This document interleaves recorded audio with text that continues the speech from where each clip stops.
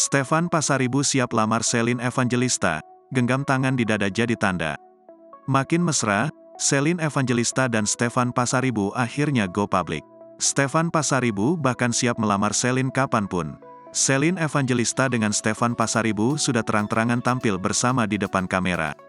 Selin Evangelista sengaja membuka diri dan go public dengan Stefan Pasaribu karena merasa tidak ada yang perlu ditutupi soal hubungan mereka. Go public aja karena memang enggak ada yang ditutupi juga kan. Kita juga jalanin aja dan tidak merugikan orang, kata Selin Evangelista.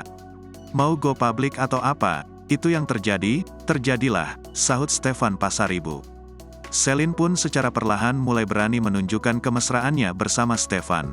Terlihat dalam momen yang dibagikan, Selin Evangelista muncul menemani Stefan yang sedang manggung di satu kafe.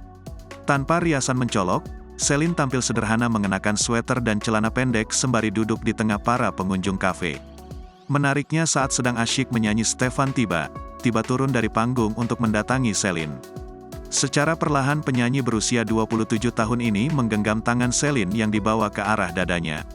Selin Evangelista dan Stefan Pasaribu rupanya ingin menikmati masa-masa kedekatan mereka.